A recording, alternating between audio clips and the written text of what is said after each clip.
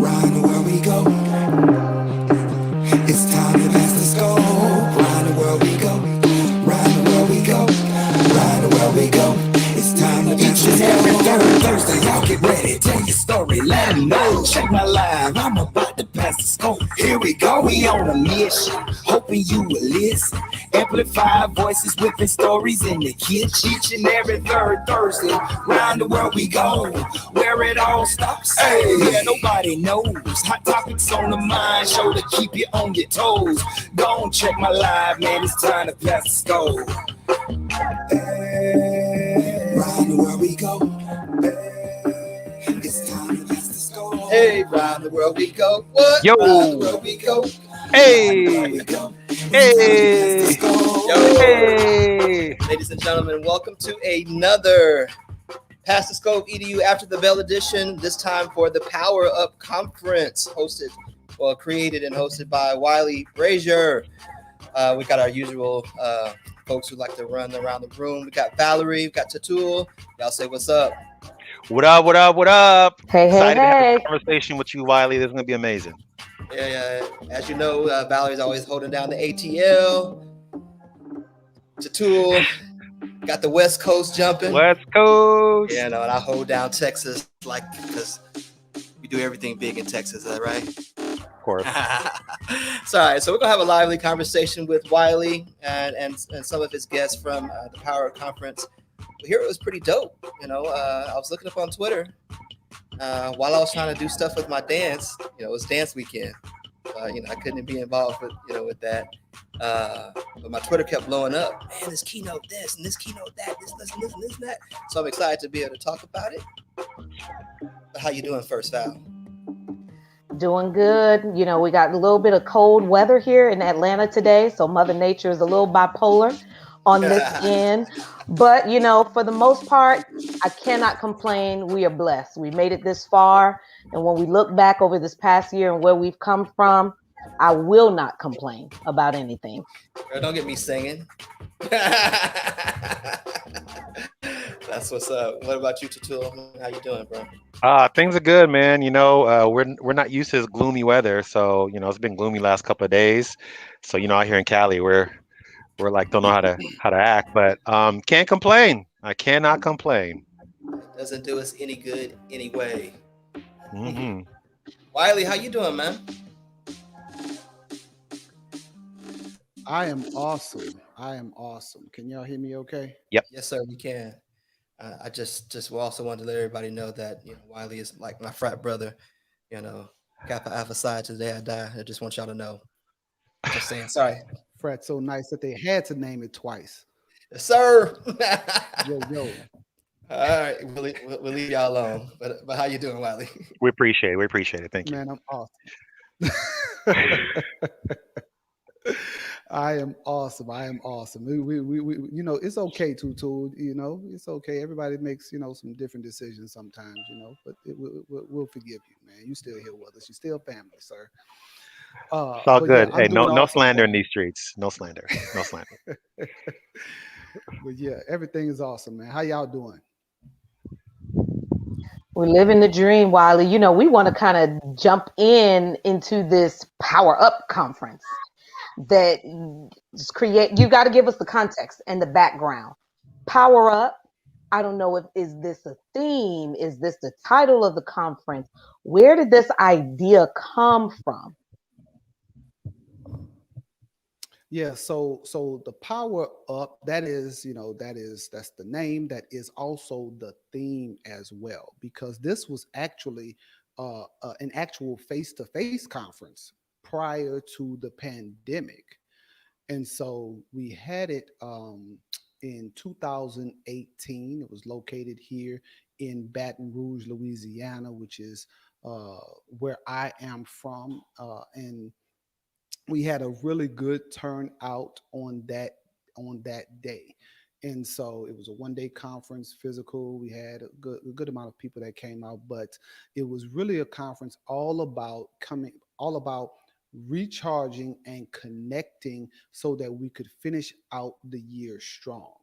And during the time that everyone would come together and get all of this additional knowledge, they would be in the process of powering themselves up or leveling themselves up so that they could then be their best selves for their students. So that's really where it all really stems from, is that whole idea of making yourself better and connecting with others so that we can finish out the year strong. So connecting with others, kind of like what Pastor Scope EDU does.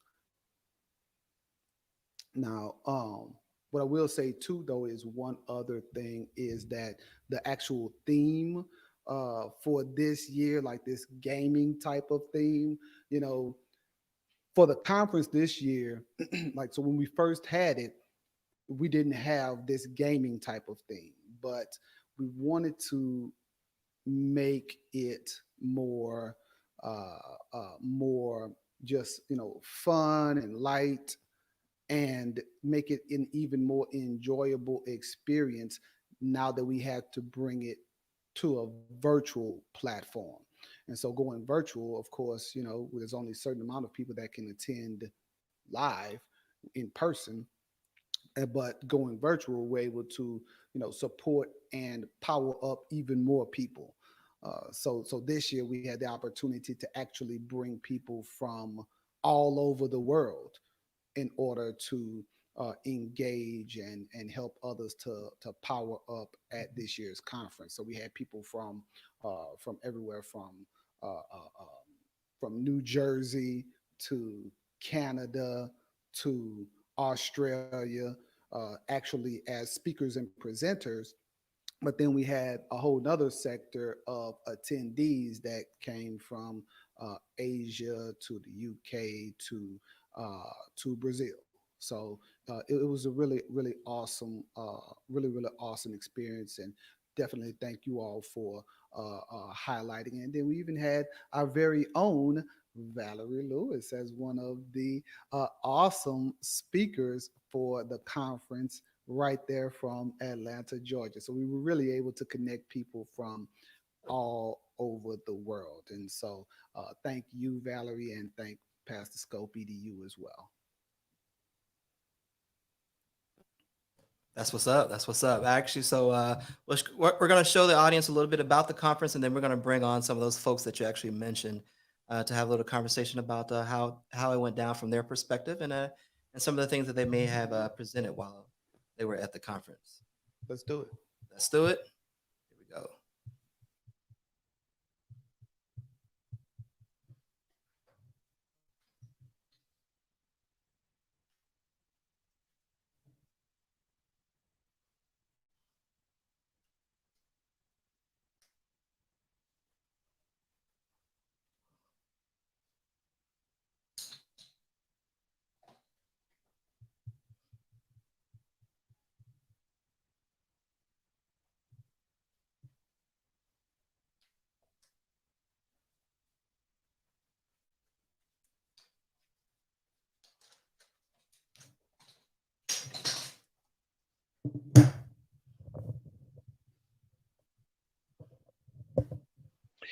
Yeah, Brian. Seems like there was no sound on it.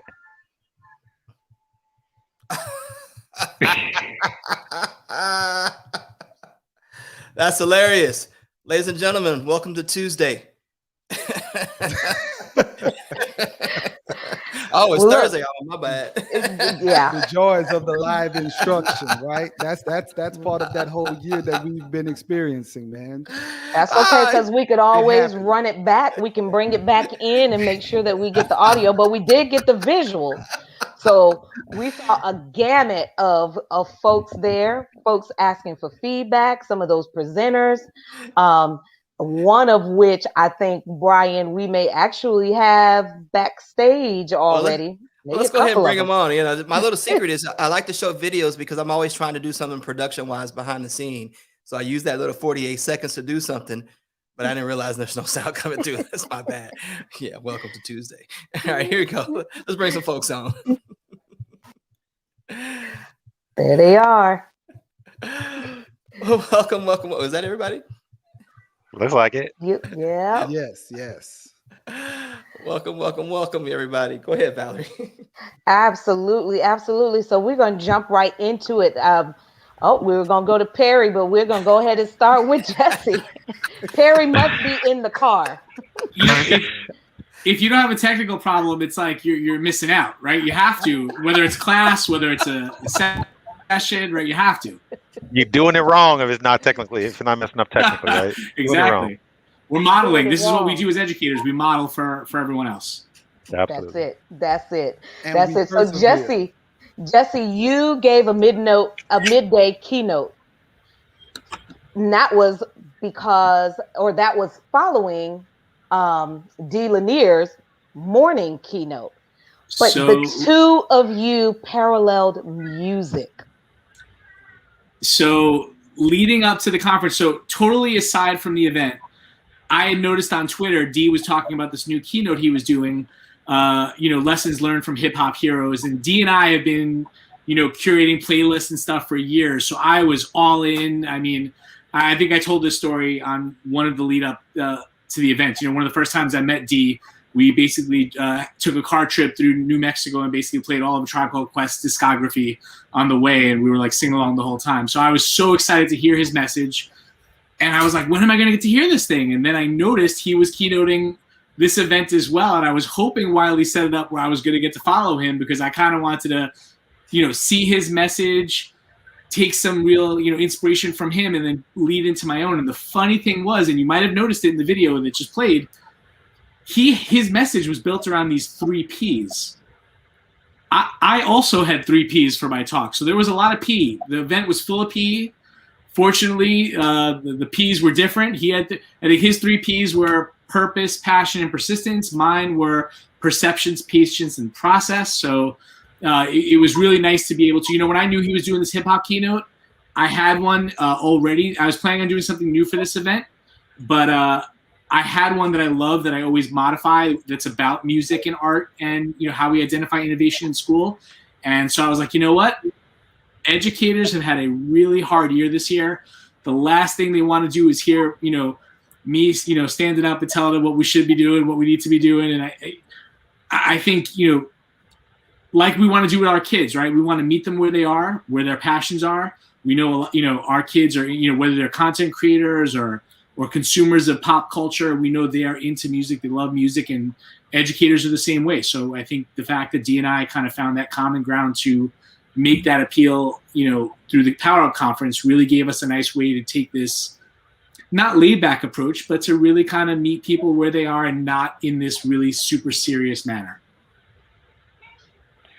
So Jesse, Dee, he did a little talk with us when I was at OVA. Actually, Valerie and I were in the same cohort at OVA, and he used Black Thought as kind of his conduit. Was there a specific artist did you use? Was it a specific type? What did you use to drive the message?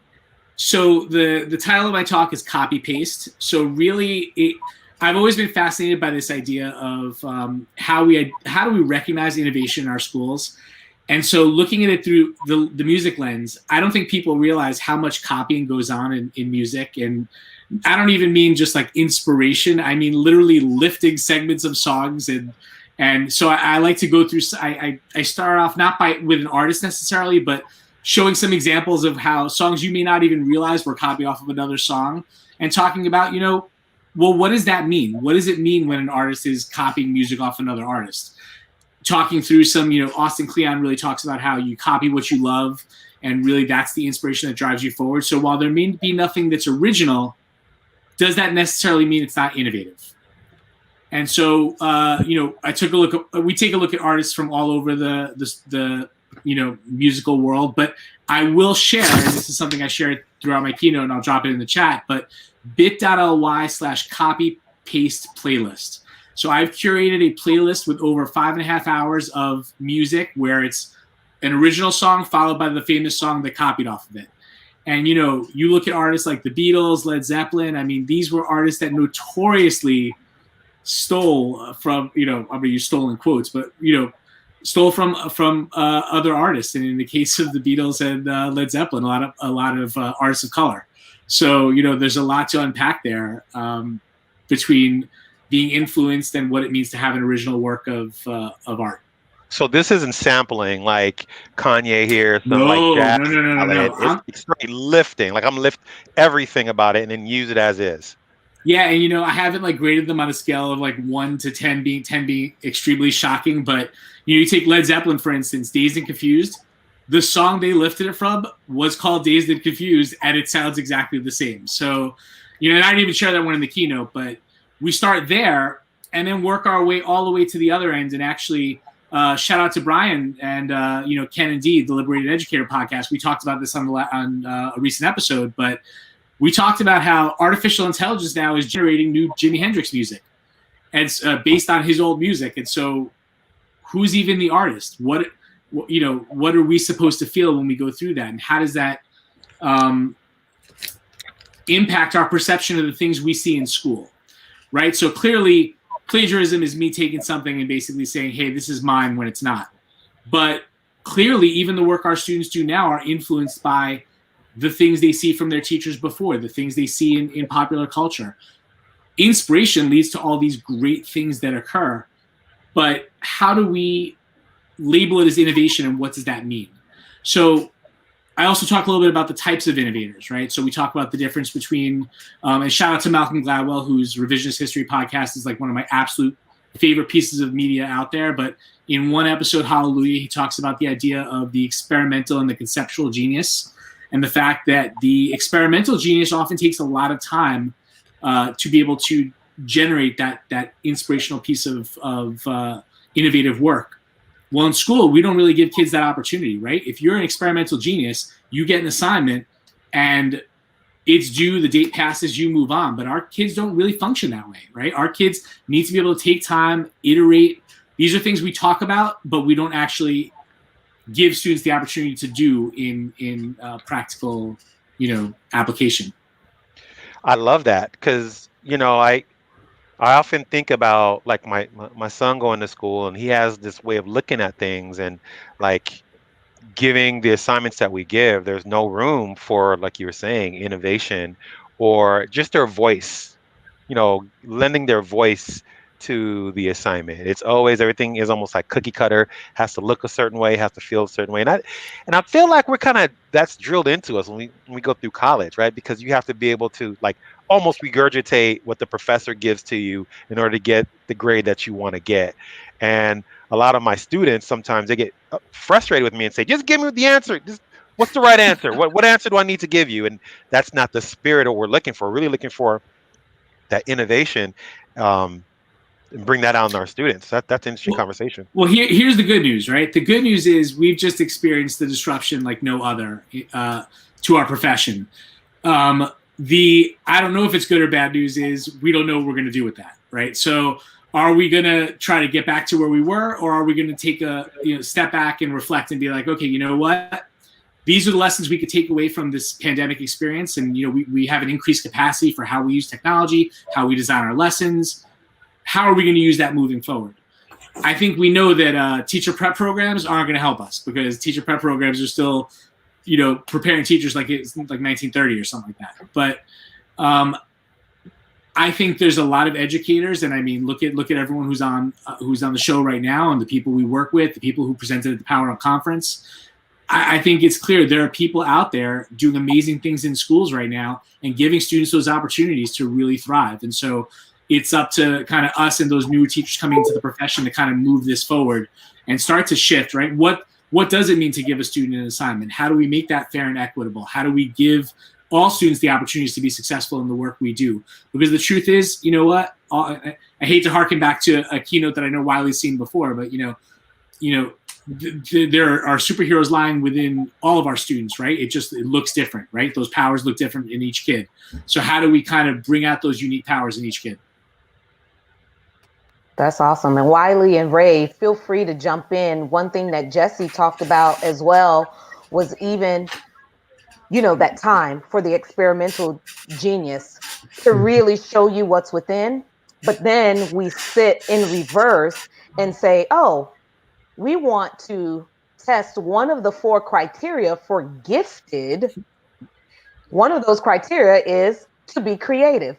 But then, as Tutul mentioned, there's never any time in the school day for kids to experiment. So Ray and Wiley, I'd like to hear you jump in on that piece that Jesse kind of really, it tugged at me when he said that, like, okay, how do we find these geniuses or gifted kids, so to speak? You know, one of the things, let me jump right in. One of the things, my name's Ray, down in Miami. But one of the things that NEFTY offer is the project-based experience. We actually do the backwards thinking planning, where we build awareness, give kids exposure, we bring expertise, and then they apply it. So a lot of times, you know, that whole project-based experience has been taken out of the class. And, you know, and for me and for a lot of my teachers that we mentor, I think that's been the key elements for our students to kind of, you know, flourish, you know, hands-on experience, having that opportunity to experiment, test different models, build, measure, learn, all that great stuff. But one of the key things is bringing in actual mentors to kind of hone in on what the kids need. You know, sometimes you get all this information and it's like, okay, how do we connect it to the real world? And one of the key things I think NEFTY does, and we do down in Miami, is that we try to connect the dots. And I think that's critical in these times, especially in the conditions that we're in right now. Yeah, and I definitely like exactly what Ray was just saying. In addition to that, Valerie, when we talk about, yes, the experimentation for the kids, but then also I also look at it. I'm a administrator, but then I'm also a teacher advocate too, right? And so when we talk about like what Ray was just talking about, all of this cookie cutter approach to educating students and learning, you know, we also have to look at it from the teacher perspective as well, you know, and making sure that teachers still, you know, that we're providing enough guidance. Yeah, you know, there has to be this structure and expectations and things of that nature, but we also we don't need to make things so rigid in classrooms that teachers don't have the opportunity to still experiment in with their craft, with their pedagogy, and to make the adjustments that are needed to do what's best for kids, those unique kids in their classroom at that specific time. And so, you know, it kind of reminds me of when I first heard, the first time that I heard Jenny McGuire speak, and it was at ISTE. What was that? ISTE in San Antonio, whatever year that was, 2017, 18, something like that.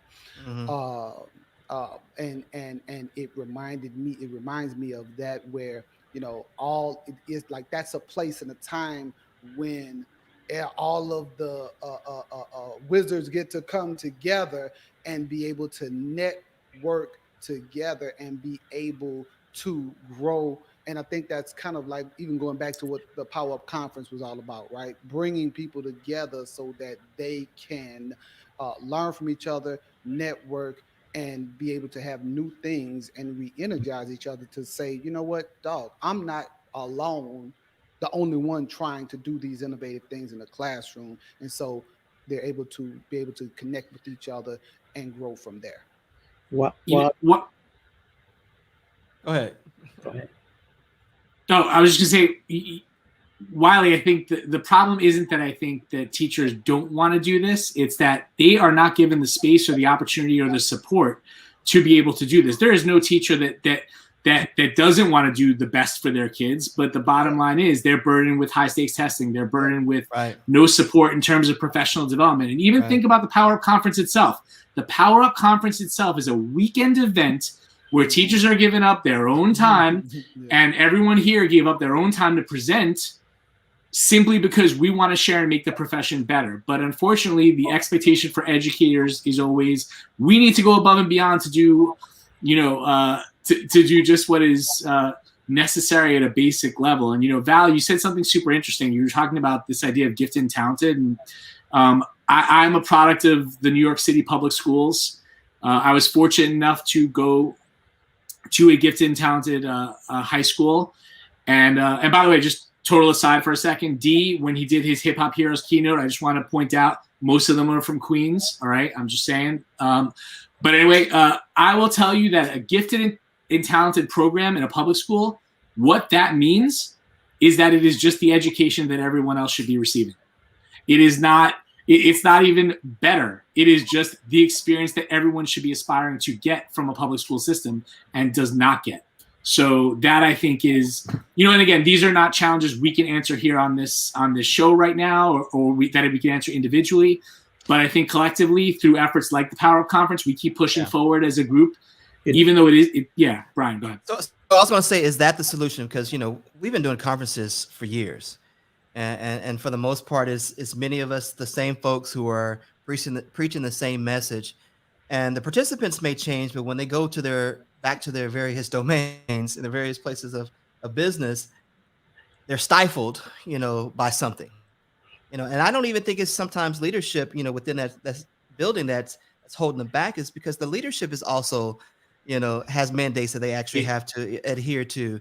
It's a system. It's a systemic issue, that's taken away the idea for innovation. My bane is there's a period of time in education where it stops.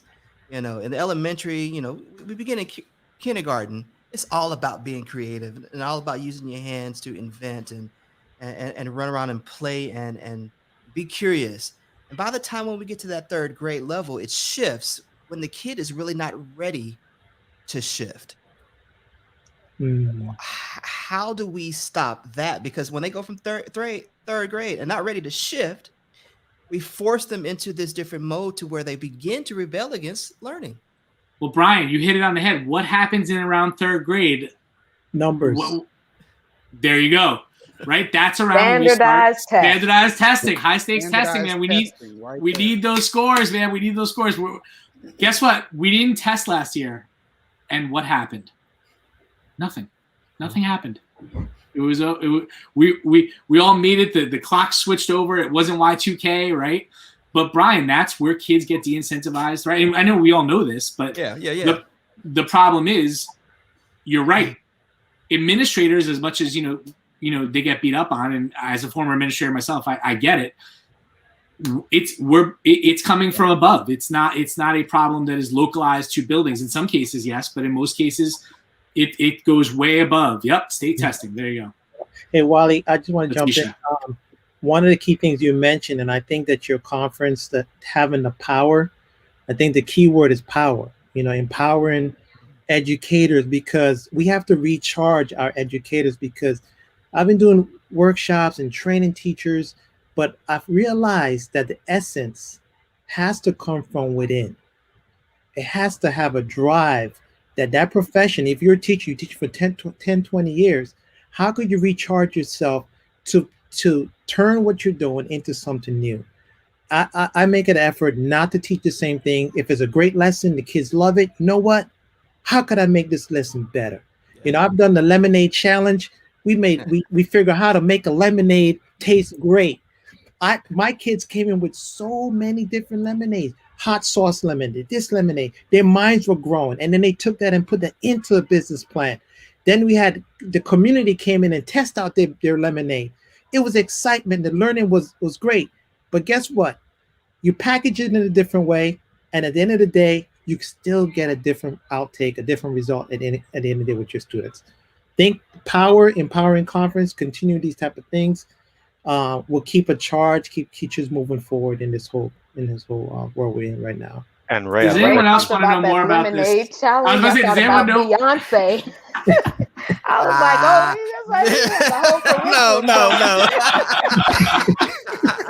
no. It's on our YouTube channel. It's crazy. It became a phenomenon. All the teachers in South Florida is using this lesson where kids are creating lemonades and just going crazy. So I'll put the link in the chat. You can see the video from the kids. I was like, I feel like we need to know more about this hot sauce lemonade. Like, I want to see people drinking it. I want to know more. Like, well, it's Miami. Of course they drinking it, man. You're talking about a lot of Caribbean folks, so you've got to have that hot sauce, West Indies, the spices, everything. Jerk sauce lemonade. Jerk sauce lemonade. Wow. We're going to go ahead and bring in someone from up north into the conversation. Ladies and gentlemen, it's Jen Griffin. What's going on, girl? Hi, friends. I'm so excited to see you all. Good to Hi, see you, Jen. I don't know if you guys are doing hot sauce lemonade where you're at. No, we will do maple syrup lemonade. Maple syrup. That's it. Maple- That's it right there. That's it. That's where we're at, I think. I'll admit it. I'm totally down with that. I can't handle the hot sauce. Yeah, I don't think I can. Hot sauce. Oh, that's amazing. Listen, can I jump on this idea of third grade that you were speaking about? Yeah. The other thing that I noticed, and thank you for having me. I loved Power Up. Wiley, thanks for putting it together. I spoke there about sketchnoting and the power of sketchnoting. The other thing that shifts from second to third grade is the power of word. Written word becomes the focus, and we start losing that ability to express ourselves through graphics, right? All of a sudden, it's like, well, can you write well? And let's write papers instead of, okay, let's have some visuals here along with some of the words to get those ideas out there. And I've always said that. Like Sonny Brown, who wrote The Doodle Revolution, has a really great graphic about the evolution of doodling and where we go. And it sort of stops at these like oblique people, she calls them. And that's where we all stop. Whenever I do this presentation, people are like, that's how I draw. I'm like, yeah, that's pretty much how you stop drawing probably in the second grade, because that's when we stop valuing that kind of visual understanding or communication. And I'm not saying I want everyone to be artists, right? I'm not a tremendous artist myself, but there's something I think too at that age where we shift our priorities in such a different way. And now when we maybe can't get as much writing in the same process that we did, I think we've seen teachers be creative through the lockdowns and in the pandemic, and like, okay, well, I don't want to be sitting in front of a screen all day reading all these essays. So what can I do a bit differently to engage my students, see the same results, look at the same sort of standards, and have them prove and show me what they know, but that's not just me reading, going cross-eyed off a screen, right? Hopefully that'll stick. Jen, the most fascinating thing I found about sketchnoting is the best sketchnoters that I've seen are not good artists, like you said. That it is actually a lack of fear and inhibition for trying something new. And if you watch teachers in a basic sketchnoting session, there's a lot of discomfort around putting themselves out there, right? There's like, I need this to be perfect. I don't want to mess up. I don't want to make a mistake. I don't want to iterate. And now all of a sudden, right, these are the things we want our kids to be doing, but then as educators ourselves, we find ourselves trapped in the box and we're uncomfortable with it. Yeah, absolutely. You're totally right, Jesse. And I think, Jen, there is going to be a shift, at the high school level. We were just having this conversation today with our critical literacy team, where a lot of memoirs are usually taught. And now we're talking about graphic memoirs that are, some beautiful ones that are done. So I think that as students go up the chain, maybe there's going to be a revolution towards getting back to a lot of that visual where kids can express themselves in different ways. And those stories are just as powerful. Yeah, absolutely. Absolutely. Look, in the last 10 years, just even our learning commons in our libraries, like our media centers, how much they've changed to include more graphic novels about some pretty deep stuff, right? Like Persepolis, when it came out about the immigrant experience and what it's like to be a refugee, that was a huge shift in the way that we look at it's not just a picture book. Yeah, I'm just thinking about like sketchnoting, and even me as an adult, I've never done sketchnoting before, but when I started doing it, like the level of comprehension that I was able to gather from that was really, really incredible. And I'm still a horrible artist, but I can mess around and draw like a stick figure or circle or squares or whatever, and to just help students, and especially at the secondary level, like we talk about all these issues with school and like sucking the love out of school, but when you get to the high school level, Valerie, where you're at now, and I've been in secondary most of my career, like there's no fun. I see my son in kindergarten. I'm like, yo, kindergarten teachers have all the fun. There's no way I could have that level of fun with my, high school chemistry kids. But I got to take care of standards. I got to do this. I got to get ready for college. I got AP tests, right? All of this. And we don't put in these opportunities to innovate. We don't put in these opportunities to, grasp information in a different way. And I think like the sketchnoting idea is so powerful in grasping information, just having fun. Like your sketches don't have to be great. Have fun with it, but you're going to grasp the information because you're doing just the activity of writing. Just and that's innovating as well, because you got to come up with different, different images that really captures what you're learning, and that is a big deal. Listen, my background, I taught 9th through 12th grade English for 14 years. And that idea of symbolism is huge. And when we talk about sketchnoting and that synthesis of ideas and the fact that you do have to sit back and be like, okay, well, here's the idea. What is it that I'm going to use visually to represent that idea? You've got to think outside that box. And I love posing that with students. And I do the exact same presentation. I've done it with 3rd graders up to veteran teachers, right? That's where I am. And I love doing the presentation because I'll say, okay, I want you to draw a spaceship.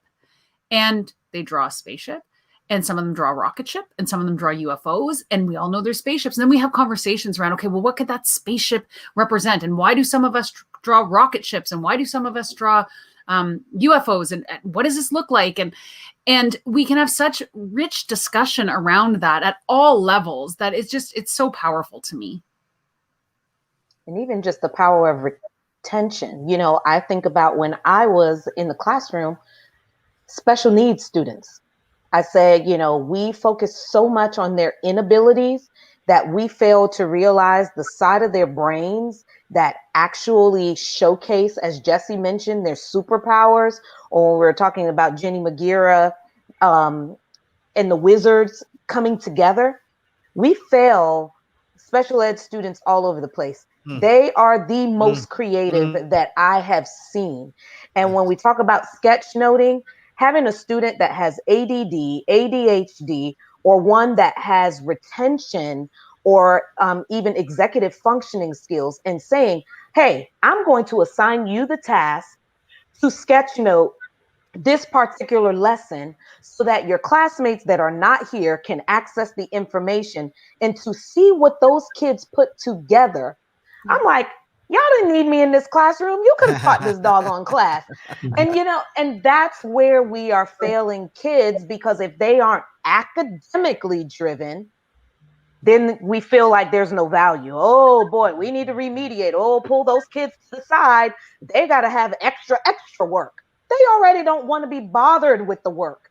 We need to tap into the abilities they have and then teach from there. So I've seen that sketchnote do wonders for students with disabilities. Oh, absolutely, Valerie. There's major evidence. Like they say, comprehension increases 22 to 30% by creating a sketchnote. You remember up to 65% more. There was a study in 2014 that showed that when it came academically, like toe to toe, those who took longhand notes outperformed those who typed on a computer. So even just putting your Apple Pencil, your stylus, or your finger to a tablet, if that's what you have, there's something there to be said, and it promotes such great discussion.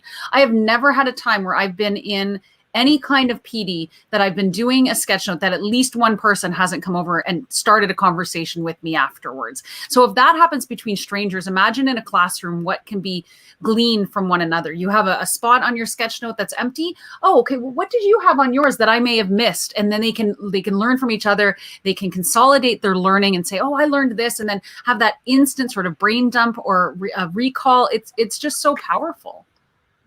With sketchnotes, making those connections to cross curriculum could be a key element too, because I think of hieroglyphics and how the image of hieroglyphics and calligraphy have been a big language to communicate during those times. And as educators, those could be opportunities that we can bring into the class and expose kids to other things, the Egyptians, the cultures, and it just broadens learning at the end of the day. So yeah, this is good stuff. Looks like we got Perry in the house with us. Perry, can you hear us? I can. It's working. It's working. It's working. So I'm excited about that. I've heard bits and pieces, but I'm glad to be. I heard somebody saying they were in Atlanta. I heard something said about the nukes. I heard bits and pieces about different things. So I was just catching little bits as I was getting kicked out. So I'm glad to be in here. And Wally, thanks for the invite to keeping me honest about being able to be an active participant. So I'm glad to be able to be here. Perry, tell us a little bit about you. So you ran a session that spoke about the leadership lens. You've got 20, maybe 20 plus years in the game, so you definitely have something to say about it. What was your session about? What were the three, or what were your big rocks that people should know about your session that you wanted to hit home with? Well, the session. First of all, I'll say where the motivation came from. I'm originally from a small town called Griffin, Georgia, and I'm a huge Outkast fan. All right. And also just I realize I've had a lot of lived experiences that could be beneficial to others. And so in this field of education and being an educational leader, my session was entitled The Art of Storytelling, Lessons in Instructional Leadership. And what I spoke to the participants about was that, first of all of us have a story. And a lot of the learning that we grasp onto as children, as adults, when we go to church on Sunday, when we listen to a song at any point, it's all drafted around a story. And so what I did was to take some of the experiences I've had as an instructional leader and connected those to some of the stories that have kind of shaped my learning. And one of them was around moral leadership. Another one was around culture building of a team. Another story, one of the other stories was focused directly on being an active listener.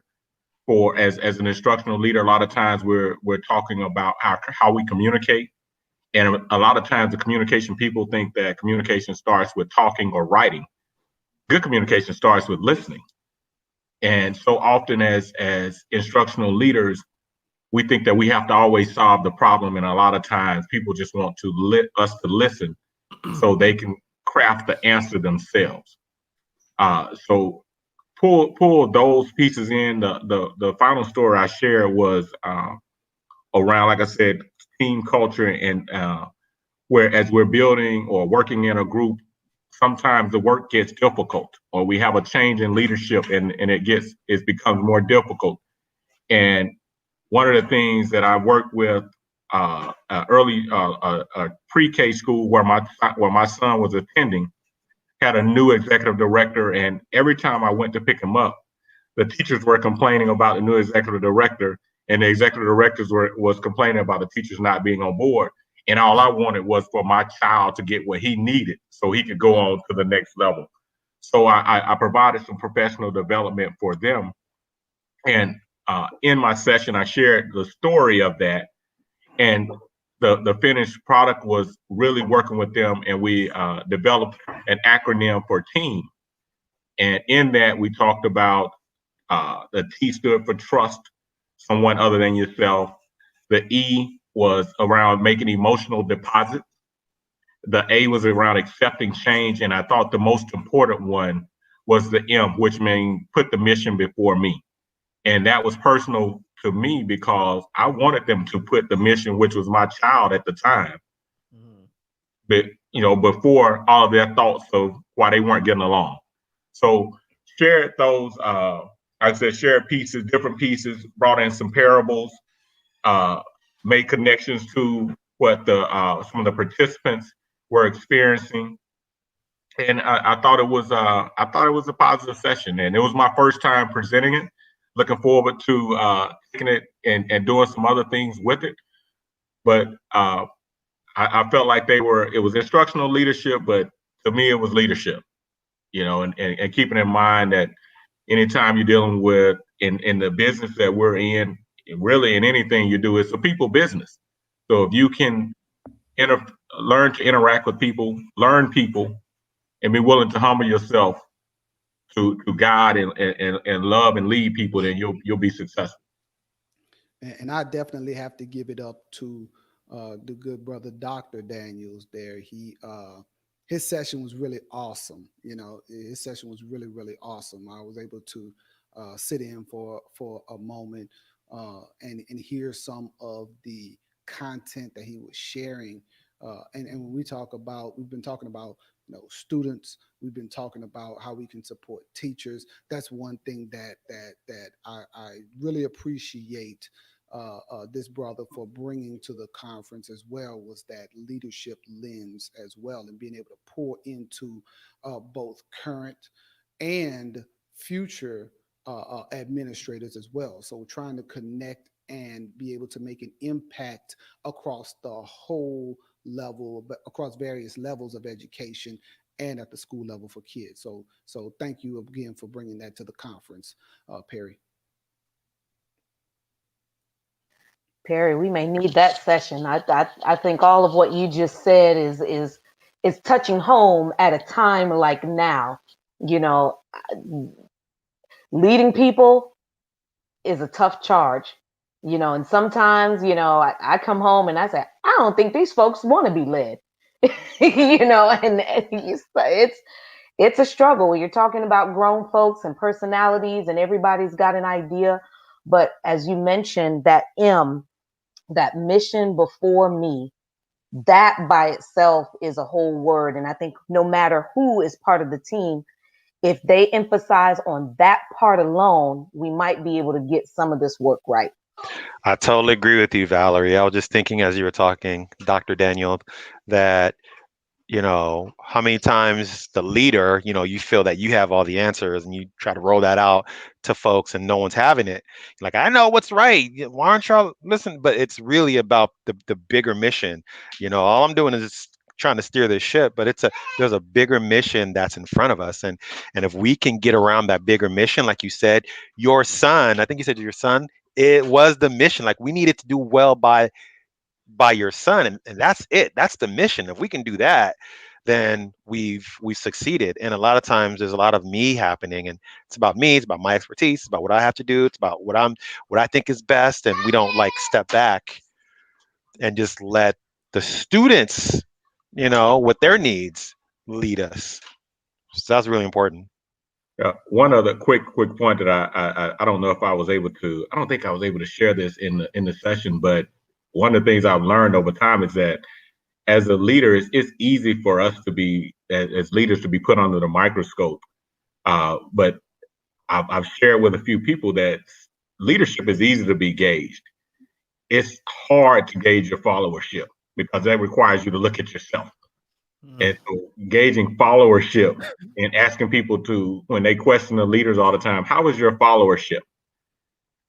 Is sometimes a tough question for people to answer, but it's a good one to ask, especially when we want accountability to flow up and down.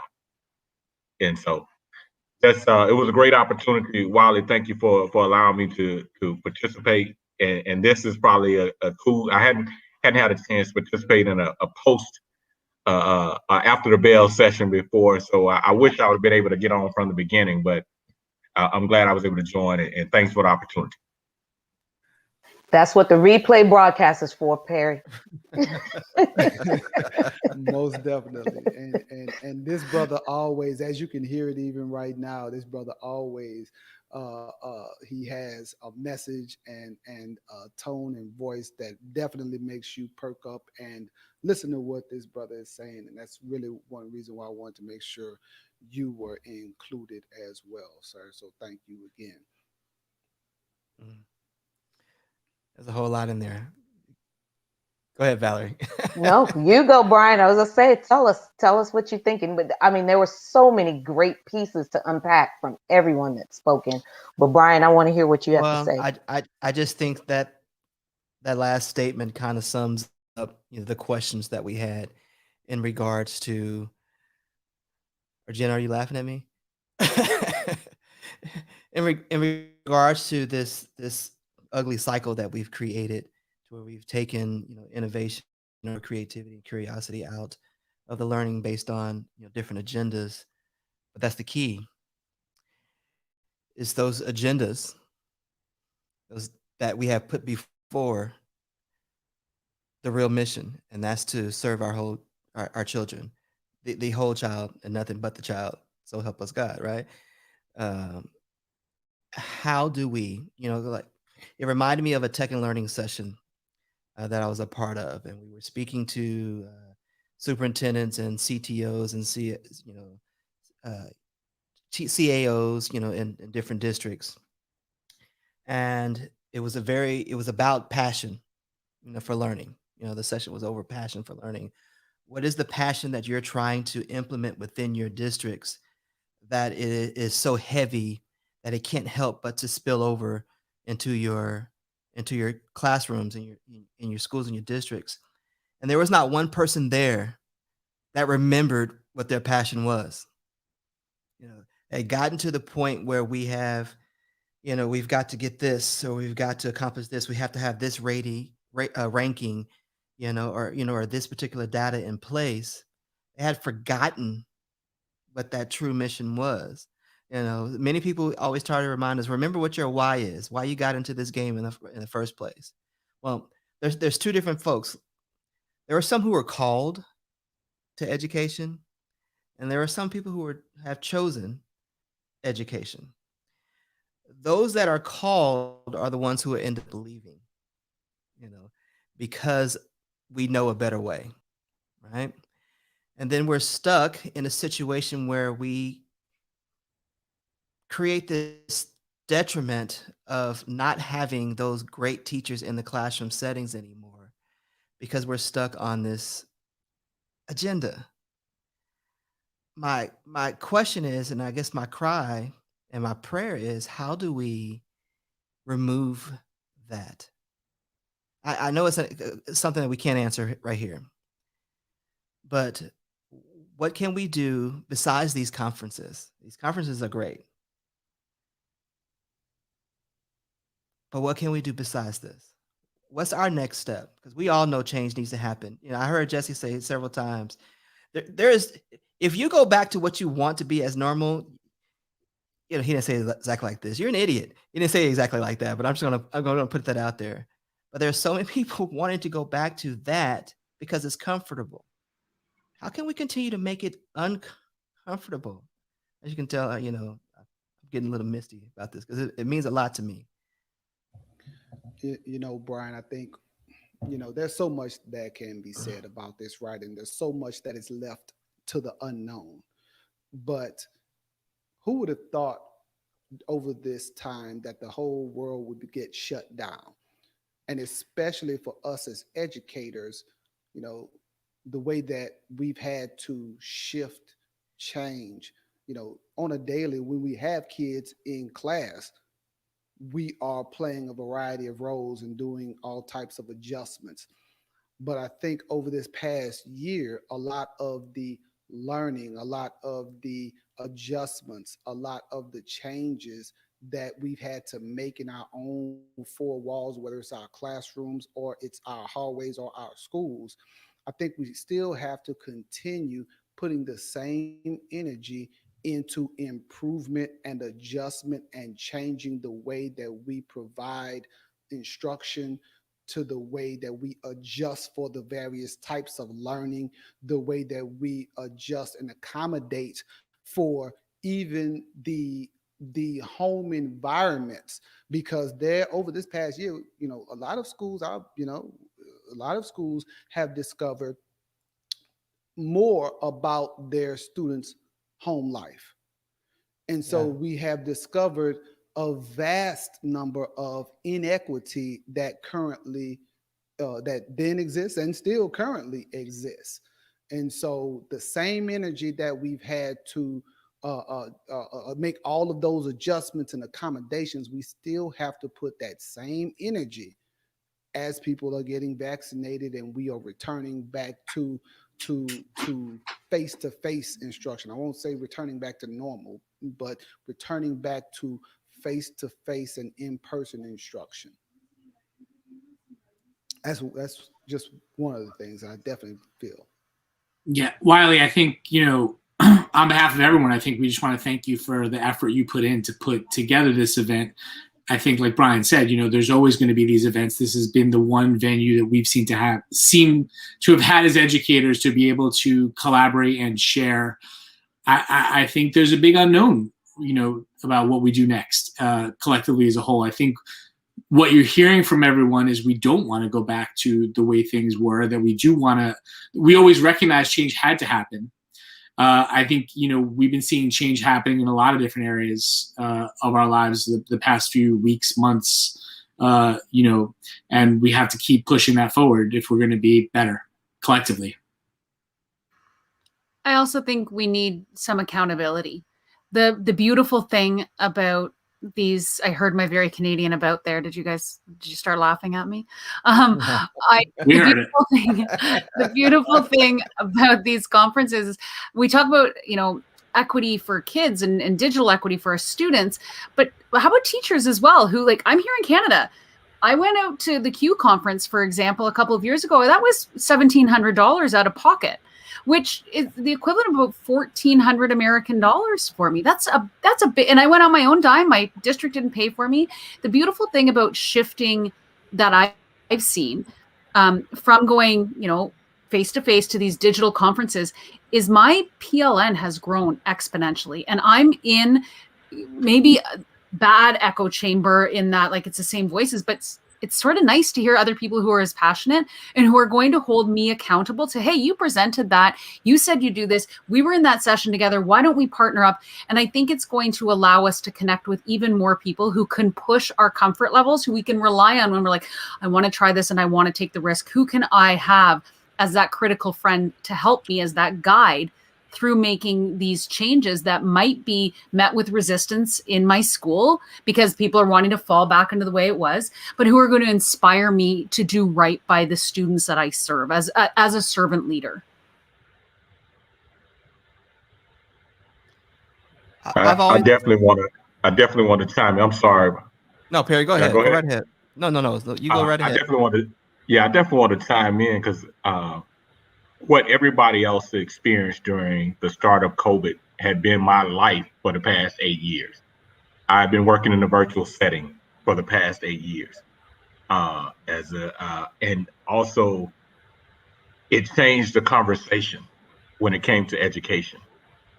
And so when people talk about going back to normal, I don't think we want to go back. We want to create this new normal. I think there's some organizations that are finding, particularly in people who had to travel a lot, are finding, hey, we don't have to travel as much. We can still do this virtually, and I don't have to be in front of you face to face. And you can save on that, similar to what Jen was mentioning about the conferences and things. There's some positives that have come out of this. Perry, if you've been doing this for almost a decade, you missed out on the opportunity to patent the "You're Muted" T-shirts, man. That you could have been retired already. You could have been out of here. You could have been done. Yeah, right. I could be done, huh? That could be it. But it has definitely been a growth opportunity to see different people come into this space, and that's where I think the people who've been in virtual for a while, it was great to see new people jump in, both feet, trying to do what was best for kids, and finding ways that they could do it better in some sense. So, just wanted to chime in on that. But you all are these types of opportunities are needed. Yeah, Perry, I just want to agree with you. I've been in the digital space doing online digital media for quite some time, and I think that this kind of fast forwards teachers to connect with students on their level, because a lot of students were using different tools to learn and say, why is that teacher doing this? Mr. Paris, we can try this. And this kind of exposed teachers to all these different tools, like Flipgrid made learning more interactive, where kids can do videos and actually write and share. And you had the kid who is more engaging, more entertaining. And I'm using Google Classroom. I realized, there got to be something better. And I've been doing some research and found these learning platforms that we could use. I tested out with my kids, and they're like, Mr. Paris, this is fluid. I can do it on my phone. I can do it here. They have more access to the information. So I think, we're going to be moving forward. and I think it's a good thing. But we want to make sure we kind of have balance, so we can, the ones who don't have access, we can still provide access to them, and also allowing teachers support. I think, Gene, you hit it right on the nail. Like, collaborating and keeping that circle of network where teachers can reach out. Hey, you did such a great job over here. How can I connect? How can I make things happen in my classroom? So yeah, I think this is a good start, and I think Power Up is definitely a good start to get things rolling. Love it. Thank you guys for those comments, for sure. And I think that as we continue to have these type of conversations, there need to be follow-up conversations to them as well, because many times when we go to the conference, we just hit it and quit it, and we're done. So it is actually going to be up to us to continue these follow-up opportunities. As you have grow your PLN, maybe do something bigger with that particular PLN, and eventually, 'cause most of us know each other, from online, basically. We met on Twitter, pretty much, and we've actually there he go. Okay, that's cool. We have made the world a little bit smaller, by being active on in those situations, which is great. So we need to continue in that particular movement, continue to put the mission before ourselves, because I think we all here are in agreement that we can't go back. There is no going back. That's the reason why the windshield is bigger than the river mirror, correct? So we have to keep moving forward. Can I share a quick little story? There was one of my students. He said, Mr. Paris, there's a positive from COVID. And I said, well, what happened? He said, well, Mr. Paris, I lost my by being home, my dad lost his job. And he was on YouTube and said, Mr. Paris, I learned how to trade. I learned how to invest financially. So I taught my dad how to trade, and now he can provide and pay some rent and bring food into the table. So he said, Mr. Paris, this was a positive experience. I look at COVID as a growing experience. I'm able to go outside the box and learn new things. And everybody has a different story. So I just want to share that real quick. One of my students, I was like, wow. That's the biggest part of it all. Nothing but up from here, guys. We thank you all so much for your time, for your messages, just being bold and brave enough to step up and say, I've got something to say, and so I'm going to say it. And hopefully others have watched. I know Wiley mentioned that some of the sessions from the Power Up Conference are still accessible and can be accessed at Power Up Conference 21. And I think, Brian, he may have dropped that link. So if you can flash that across the screen, it's in the chat. Please connect. If you don't have a circle, sometimes the person right next door to you may have something, and just create it. If you don't see it, build it. They will come. And don't be afraid. Everybody's experience is valid. Everybody's voice should be amplified.